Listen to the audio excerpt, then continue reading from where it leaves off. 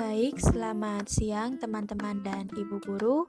Pada hari ini saya akan mempresentasikan proposal usaha makanan khas daerah yang dimodifikasi. Nah, proposal saya yang sudah saya buat, judulnya adalah proposal usaha bakso ikan tuna, makanan lokal, cita rasa bintang 5. Sebelum saya melanjutkan presentasi ini, saya akan memperkenalkan diri. Perkenalkan, nama saya Wayan Pela Paramita, absen 34 dari kelas 12 IPS 4. Nah, saya memilih pengolahan ini karena menurut saya pengolahan ini gampang untuk saya buat nanti, saya praktekkan dan saya produksi. Kemudian saya memilih makanan khas daerah dari Solo, yaitu bakso, dan kebetulan juga bakso ini juga bisa dimodifikasi, dan saya mendapat ide kalau bakso ini saya modifikasi dari bahan utamanya yaitu dagingnya, karena bahan utama dari bakso itu adalah biasanya daging sapi atau daging ayam, tapi di sini saya mempunyai ide untuk memodifikasi bahan utamanya yaitu dagingnya dengan ikan tuna yang segar. Kemudian, nah di sini ada daftar isi dari proposal saya, itu ada 4. Nah, yang pertama itu ada business overview, di mana nanti business overview ini ada latar belakang, tujuan, visi, misi, struktur organisasi, logo dari perusahaan saya. Yang kedua ada analisis usaha. Nah, di analisis usaha itu ada dibagi menjadi 2. Yang pertama itu ada marketing mix, di mana marketing mix itu ada produk, price, place, promotion, people, dan proses. Kemudian yang kedua itu ada manajemen produksi, di mana manajemen produksi ini ada kegiatan produksi, penggunaan bahan baku, daftar peralatan yang dibutuhkan, perlengkapan lain, biaya operasional, proses pembuatan.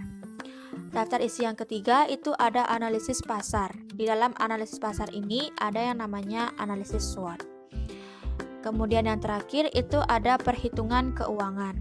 Di sini ada break-even analysis, estimasi pengeluaran, menetapkan harga jual, estimasi laba. Nah, selanjutnya ini adalah ini adalah salah satu usahawan atau seorang pebisnis dari Cina yang bernama Jack Ma. Beliau mengatakan, daripada belajar dari kesuksesan orang lain, belajarlah dari kegagalan mereka. Tidak salahnya kita belajar dari kegagalan orang lain. Tentunya nanti kalau misalkan kita sudah belajar dari kegagalan orang lain, itu adalah peluang kita untuk maju, untuk sukses di masa depan. Nah, ini adalah logo PT Karya Bali, logo dari perusahaan saya bersama teman-teman. Kemudian masuk ke business overview. Jadi tadi yang di daftar isi masuk ke business overview. Nah, di sini ada latar belakangnya. Yang pertama itu ada problem atau masalah. Permasalahannya adalah di era ini makanan lokal Indonesia terlihat sangat miris karena makanan lokal kita tidak diminati lagi oleh masyarakat. Artinya ini sudah kurang ya. Masyarakat jarang ada yang menikmati makanan-makanan tradisional, dan juga kaum milenial.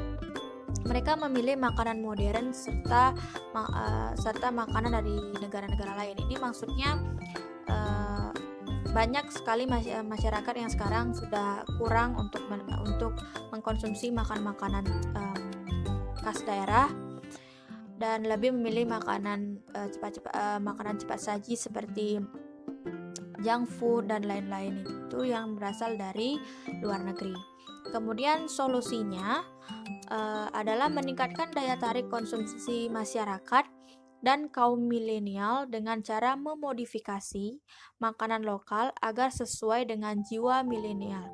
Contohnya, dengan memodifikasi makanan lokal dengan memberi warna atau varian rasa yang digemari oleh kaum milenial, serta mengubah makanan lokal yang menjadi instagramable, jadi yang seperti kekinian lah, supaya uh, masyarakat lebih meminati makanan tradisional ini dengan cara dimodifikasi. Nah, ini adalah saya dan teman-teman, jadi our teamnya. Ya. Jadi yang sebelah kiri itu adalah Direktur PT Karya Bali dengan atas nama Pangpang Yuliani. Kemudian yang kedua ada saya sendiri, saya sebagai Kepala Bagian Produksi PT Karya Bali. Kemudian ada Gita Saraswati, dia adalah akunting dari PT Karya Bali. Kemudian yang terakhir itu ada Ayu Suri yang merupakan marketing dari PT Karya Bali. Ini adalah visi, misi, dan tujuan dari perusahaan kami atau PT kami. Yang pertama adalah visi. Visinya menjadikan makanan lokal kembali diminati oleh masyarakat dan kaum milenial. Yang kedua, misinya. Di sini misinya, misi dari perusahaan kami itu ada 5. Yang pertama, mencari bahan baku yang berkualitas dengan harga relatif murah. Kemudian yang kedua, meningkatkan daya tarik produk agar diminati masyarakat. Yang ketiga, melakukan analisis pasar yang sesuai dengan produk kita. Kemudian yang keempat, mencari tempat yang strategis untuk memasarkan produk. Dan yang kelima, mencari tenaga kerja handal yang sesuai dengan perusahaan. Kemudian tujuan dari perusahaan kami. Yang pertama itu untuk menjadi perusahaan yang sukses dan dapat berkembang hingga kancah internasional. Kemudian yang kedua, untuk mengangkat makanan lokal kita agar semakin diminati masyarakat Indonesia. Dan yang ketiga itu untuk menghadirkan makanan lokal dengan sensasi yang baru supaya peminatnya lebih banyak lagi. Nah, masuk di analisis usaha. Nah, di analisis usaha ini terdapat yang pertama itu marketing mix. Nah, sesuai dengan judul tadi, produk yang saya akan buat atau saya produksi itu bakso ikan tuna. Nah, tentunya peralatan yang saya gunakan itu tidak banyak ya, juga tidak terlalu berat. Jadi peralatan yang saya gunakan ini juga sudah higienis. Di sini ada peralatan yang pertama saya gunakan itu ada pisau, baskom, panci, sendok, blender, cobek, dan talenan. Yang kedua, bahan yang saya gunakan tentunya bahan-bahan yang mudah didapat, mudah dijangkau oleh siapa saja kalau ada yang membuatnya. Kemudian bahan-bahan yang tentunya masih segar dan tidak busuk atau tidak bau. Nah, bahan-bahan yang saya gunakan di sini untuk membuat produk baksonya yaitu tentunya ikan tuna yang segar. Kemudian tepung tapioka atau biasanya disebut tepung kanji. Kemudian bawang putih, lada. Di sini saya pakai kaldu jamur. Kemudian es batu, garam, dan bawang goreng. Jadi fungsinya es batu di sini yaitu bukan untuk mendinginkan dagingnya, tapi nanti pada saat dagingnya itu di blender, dia tidak menempel di blendernya juga. Nanti kalau misalkan tidak diberikan es batu juga akan cepat membuat rusak di blendernya. Nah, ini ada proses pembuatan. Jadi di sini ada 4 proses juga. Proses yang pertama itu membuat adonan bakso.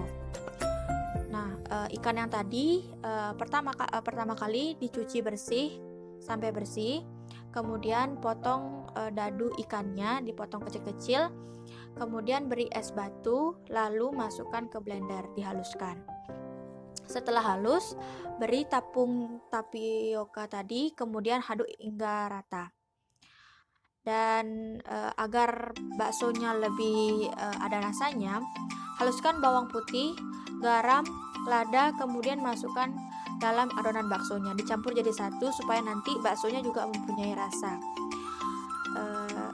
asin atau rasa pedas. Yang kedua, proses yang kedua itu ada membuat bahan kuahnya. Untuk bahan kuahnya sama aja seperti tadi, itu haluskan bawang putih, lada, garam, dan di sini tapi ditambahkan kaldu jamur. Kemudian bumbu-bumbunya sudah jadi, siapkan air mendidih dan masukkan bumbu kuahnya yang tadi sudah dihaluskan. Dan proses yang ketiga itu merebus bakso. Tentunya baksonya di sini saya tidak modifikasi, tetap bulat-bulat seperti itu, cuman ada yang ukuran besar atau ukuran kecil. Bentuk bulat pada adonan bakso ulangi sampai habis. Jadi adonannya tadi bulat-bulat sampai habis. Kemudian rebus baksonya hingga mengapung bersama kuahnya. Kemudian proses yang terakhir adalah proses mengemas. Proses ini dikemas dengan mangkok dari karton yang tahan panas dan tidak bau. Selanjutnya itu ada 4P, ada produk, price, place, dan promotion. Jadi produknya yang sesuai tadi saya katakan, bakso yang dimodifikasi, bahan utamanya dengan daging ikan tuna. Kemudian untuk harganya, satu porsi bakso itu saya tetapkan Rp15.000. Place atau tempat, jadi saya memilih tempatnya itu di sekitaran Denpasar Selatan, terutama yang dekat dengan kampus. Saya akan target pasarnya di sana karena banyak ada anak-anak muda, kemudian mudah dijangkau oleh siapa saja gitu. Nah, untuk promosinya, karena masih dilanda pandemi, saya mempromosikannya lewat media sosial, dan nantinya saya akan membuatkan akun Instagram untuk produk saya ini, dan agar nantinya masyarakat atau orang-orang mudah menjangkau produk saya ini. Kemudian ini ada people dan proses.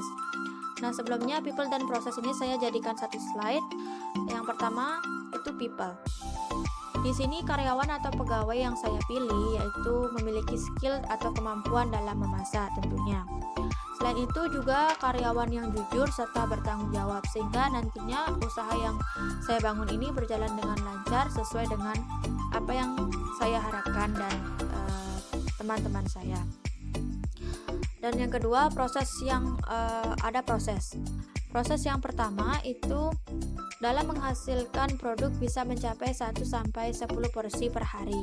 Karena masih pertama ya, sedikitlah dulu, 1-10 porsi per hari.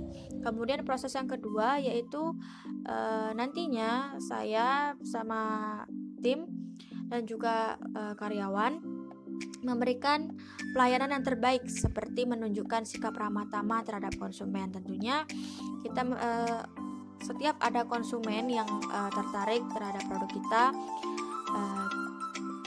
terhadap produk kami maksudnya, kami akan memberikan pelayanan yang terbaik lah, supaya konsumen kami tidak hilang lah, seperti itu. Nah, masuk di manajemen produksi, ini adalah kegiatan produksi. Jadi kegiatan produksi di hari pertama itu menentukan ide untuk membuat produk. Jadi yang tadi saya jelaskan, ide saya yaitu untuk memodifikasi makanan tradisional khas Solo, yaitu bakso, yang saya modifikasi dagingnya menjadi ikan tuna. Kemudian hari kedua saya menentukan bahan baku yang berkualitas dan memiliki nilai gizi. Tentunya saya memilih ikan ini karena ikan mengandung banyak sekali gizi yang baik untuk tubuh. Jadi saya memilih ikan untuk produk yang nantinya saya akan buat. Kemudian hari ketiga itu ada proses produksi melalui 4 tahap, mulai dari pemilihan bahan baku sampai pengemasan. Dan yang hari keempat itu ada pencatatan keuangan dengan melakukan menghitung laba yang didapatkan. Nanti untung rugi juga nanti saya akan hitung. Kemudian ini ada penggunaan bahan baku. Penggunaan bahan baku ini bahan-bahan yang saya gunakan untuk membuat produk baksonya, yaitu yang pertama ada ikan tuna. Saya pakai 1 kg, tepung tapioka 5 sendok makan, bawang putih 4 siung, lada 1 sendok teh, kaldu jamur 1 sendok makan, garam 1 sendok makan, bawang goreng 1 bungkus, es batu 4 biji. Nah, 1 kg ikan tuna itu harga satuannya 25.000, tepung tapiokanya 4.000, bawang putihnya 5.000, ladanya 1.000, kaldu jamurnya 7.000, garam 1.000, bawang goreng itu 2.000, es batunya 1.000. Jadi setelah dijumlahkan dan totalnya mencapai Rp81.000. Ini daftar peralatan yang dibutuhkan. Ya, peralatan yang saya butuhkan dalam membuat produk bakso ini yaitu ada pisau, baskom, panci, sendok, blender, cobek, dan talenan. Semuanya satu buah, mencapai total 7 buah peralatan yang saya butuhkan. Daftar pelengkapan lain. Nah, di sini yang saya sebutkan tadi ini untuk kemasannya, yaitu mangkok karton atau biasanya disebut paper bowl. Itu karena saya pakai karena sesuai dengan anjuran pemerintah kan harus mengurangi plastik kan. Biasanya kalau mengemas bakso atau bakso yang beli-beli itu kan biasanya dia pakai plastik. Nah, saya ganti dengan mangkok karton atau paper bowl ini sebanyak 10 biji karena saya baru pertama kali memproduksinya, jadi 10 biji saja cukup dan harga satuan itu 2.500, dan setelah saya jumlahkan itu mencapai Rp25.000. Selanjutnya itu ada biaya operasional. Biaya operasional di sini saya cantumkan ada transportasi, harganya 500.000, listrik 700.000, air 500.000, gas 20.000, gaji karyawan 400.000. Karena karyawannya masih sedikit ya. Totalnya mencapai Rp2.120.000. Kemudian di sini ada proses produksi. Proses produksi juga dibagi menjadi 4. Yang pertama, di sini pemilihan bahan baku. Di pemilihan bahan baku, tentunya saya lihat dari kualitas bahan bakunya, dan itu mencakup dari nilai gizi bagi tubuh dan kualitas dari daging itu masih fresh atau tidak. Disinilah saya memilih bahan baku yang benar-benar bagus supaya nanti produksi atau produk saya bisa diminati oleh banyak orang. Kemudian yang kedua ada pemilihan alat yang digunakan. Alat yang digunakan adalah alat yang higienis untuk proses pembuatan produk makanannya. Jadi tentunya alat-alat yang saya gunakan tadi saya bersihkan terlebih dahulu supaya higienis dan pada saat memproses nanti makanan tidak terkontaminasi. Kemudian yang ketiga ada proses pembuatan. Proses pembuatannya sesuai dengan bahan-bahan yang digunakan dan mengutamakan rasa dalam makanannya. Jika saya mengutamakan rasa dalam makanan ini supaya nantinya makanan saya itu, produk saya itu maksudnya tidak hambar dan diminati juga oleh orang-orang yang tertarik dengan produk saya. Dan yang terakhir itu ada pengemasan. Tentunya pengemasan saya lakukan dengan rapi, dengan bahan yang tidak mudah bau dan tahan panas tentunya, dan tidak bocor. Kemudian bagian ketiga itu ada analisis pasar. Di analisis pasar ini ada yang namanya analisis SWOT. Analisis SWOT itu dibedakan menjadi 4. Yang pertama ada strength atau kekuatan. Di sini kekuatan dari produk saya itu mempromosikan produk di media sosial dengan good view. Tentunya nanti saya akan mempromosikan produk tersebut, bakso tadi, dengan good view supaya orang-orang lebih tertarik atau minat terhadap produk yang akan saya pasarkan nanti. Dan kemudian ada opportunity atau peluang. Peluangnya yaitu banyak orang yang tertarik untuk membeli produk yang saya tawarkan. Karena tadi saya sudah mempromosikannya lewat media sosial dan dengan menggunakan good view, jadi orang-orang tertarik, sehingga orang-orang akan berpikir, wah kayaknya makanannya enak nih. Kemudian ada weakness. Weakness itu kelemahannya dari produk saya, itu produk ini tidak tahan lama dalam waktu yang singkat, karena kalau untuk bakso itu dia kadang-kadang cepat basi dan tidak tahan lama dalam waktu yang singkat. Kemudian ada threat, ini ada ancaman. Ancamannya yaitu banyaknya ada yang menjual produk yang sama. Misalnya walaupun saya bakso ikan, tapi di sekitaran saya nanti itu ada yang menjual bakso ayam atau bakso sapi, dan itu merupakan salah satu ancaman bagi perusahaan saya ini, produk yang saya jual ini. Kemudian masuk di bagian yang terakhir, itu ada perhitungan keuangan. Yang pertama itu adalah break event analysis. Yang pertama ada break even point atau BEP. Yang pertama adalah BEP unit dengan rumus biaya tetap dibagi harga per unit dikurangi biaya variabel per unit. Di sini saya mendapat 33 unit.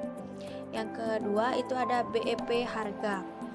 Rumusnya biaya tetap dibagi kontribusi margin dibagi harga per unit. Dan saya di sini mendapatkan Rp522.000.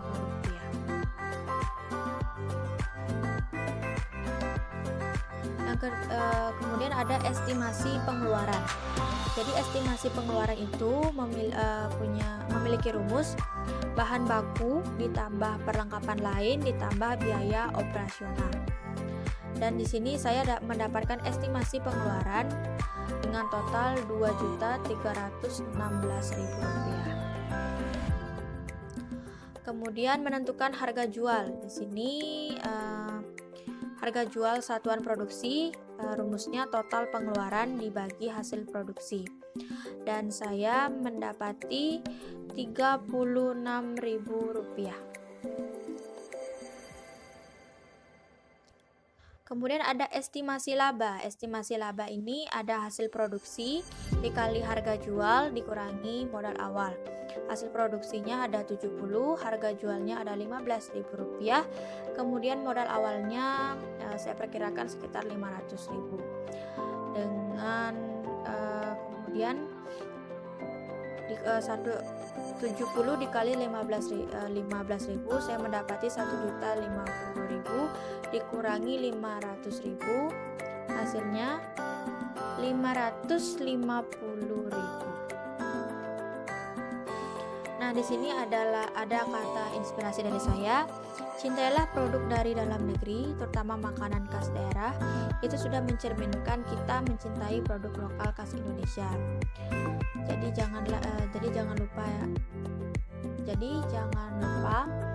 kalau di Indonesia ini sangat kaya dengan berbagai budaya, dari istiadat maupun kulinernya. Jadi sebagai anak Indonesia, kita harus mencintai produk dari Indonesia, terutama makanan khas daerahnya. Nah, di sini saya menginformasikan untuk mengetahui lebih banyak bisa cek di Instagram kami, dan yang mau memesan silakan hubungi kami di bawah ini. Akun Instagramnya hashtag Instagramnya @pt_bali_karya. Dan jika ingin memesan silakan hubungi di nomor ini lewat WhatsApp dengan nomor 082147070135. Sekian dari presentasi saya. Apabila saya ada salah kata, mohon maaf. Saya meminta maaf, dan apabila hitungan saya tadi ada yang salah, saya mohon maaf.